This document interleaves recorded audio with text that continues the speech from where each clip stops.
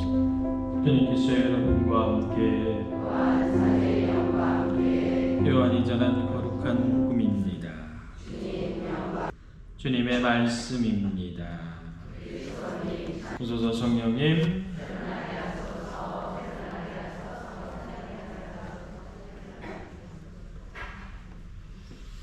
임지충과 목자들 기념 미사 드리는 날입니다. 우리에게 있어서 대단히 많은 순교성인들이 있죠. 그래서 1차적으로 페레올 주교님이나 다빌리 주교님, 또 베르네 주교님 같은 분들이 이제 파리에 방정교회의 보고 차원에서 페레올 주교님 같은 경우에 이제 여러 가지 당대에 있어서 박해 중에 돌아가셨던 분들을 조사를 해서 그거를 기록으로 올렸어요. 그래서 말 그대로 그때 있었던 분들은 1984년도에 성인품에 많이 올라가는데 그때 이제 기록이 많이 남지 않았거나 또 여러 가지 형태로 보류됐었던 분들을 다시 이제 정리를 해서 또 이제 성인품에 올리기 위해서 지금 노력을 많이 하고 있죠. 한국 가톨릭 교회는 대단히 여러 가지 형태에 있어서 특이한 형태로 교회가 시작을 했었고 그 안에서 대단히 다양한 형태의 어떤 뭐라고 그럴까요? 공동체가 형성이 되었었던 부분이 있습니다. 특히나 전 교구에서 말 그대로 대단히 많은 순교자들의 부분들이 있기 때문에 우리의 부분은 한국 가톨릭 교회는 순교 신앙의 기반 안에 있다라고 생각해도 뭐 특별하게 문제될 말이 아닐 것 같다라는 생각합니다. 오늘 복음에서 살펴보면 예수님께서 말 그대로 나를 따라야만 제대로 된 어떤 그런 신앙의 부분들에 도달할 수 있음에 대해서 강조하시는데 예수님을 따른다라는 것은 곧 무엇이냐면 예수님이 행하셨던 그 십자가의 길을 따른다라는 것을 의미합니다. 십자가의 길을 따른다라는 것이 무엇입니까? 결국에는 내 자신을 내려놓는 것을 의미하죠. 십자가 지고 싶어 하시는 분들 있으세요? 없어요. 십자가 쉽지 않아요. 그렇죠?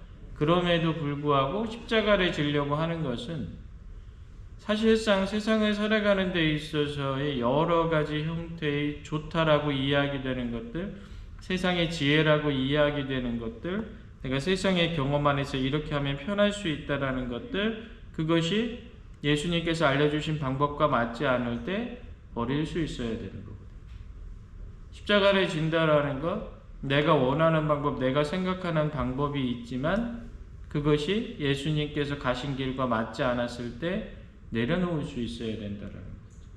내가 화나고 내가 때로는 짜증나고 내가 때로는 불공정한 것이다 생각하는 부분이 있을지라도 그것이 예수님께서 원하시는 것이라면 따라갈 수 있는 것. 이런 것들이 십자가의 길이죠. 그렇죠?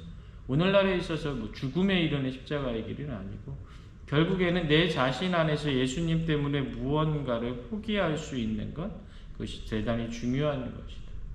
그래서 일상적으로 내가 신앙생활 안에서 과연 나는 무엇을 청하고 있는가에 대해서 늘상적으로 질문을 잘 던져야 되는 겁니다. 여러분들 성당에 지금 미사 오셨는데 왜 오셨습니까? 혹시 매주 하려고 오셨습니까? 혹시 일상적으로 내가 10시면 되면 날마다 미사에 다녔으니까 오셨습니까? 그러면 어느 순간인가 내가 40년, 50년 신앙생활을 했지만 질문을 잃어버린 부분들이 생기는 겁니다. 신앙을 많이 잊어버리는 사람들의 가장 공통적인 부분들은 뭐냐면 예수님을 찾기보다는 신앙 안에서 행복이나 일상생활 안에서 여러 가지 편안함을 바라는 것들을 요구한다는 거예요. 또 그런데 그게 가끔 이루어지기도 해요. 그렇죠? 그러다 보니까 그것이 이루어질 때는 좋은 하느님, 대단하신 하느님, 훌륭하신 하느님이요. 그런데 내가 기도하는데 자꾸 안 이루어져.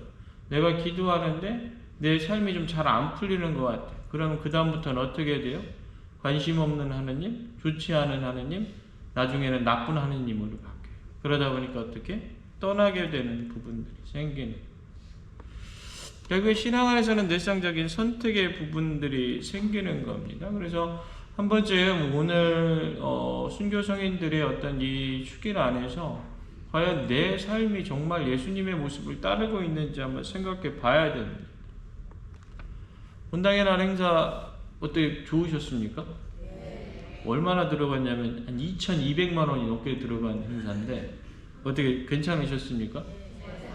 저는 본당의 날 행사를 해서 안 좋았다는 말을 한 번도 들어본 적이 본당의 날 행사하고 하면 좋잖아요. 그죠? 막 사람들 뛰어놀고 같이 함께 하고 막 여기저기서 막 같이 춤도 추고 노래도 부르고 음식도 나눠 먹고 얼마나 좋습니까? 그렇죠? 안 좋아요? 좋아요. 다 좋았다고 하는데 다 좋다고만 얘기했을까요? 네?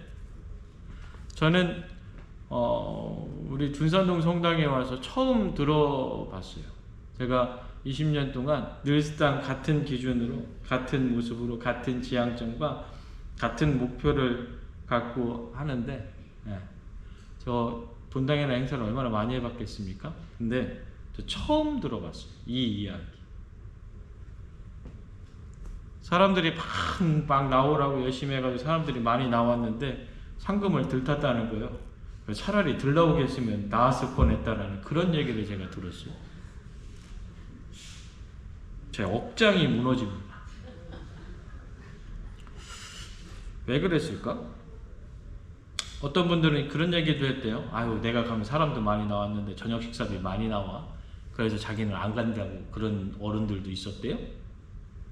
더 억장이 무너집니다.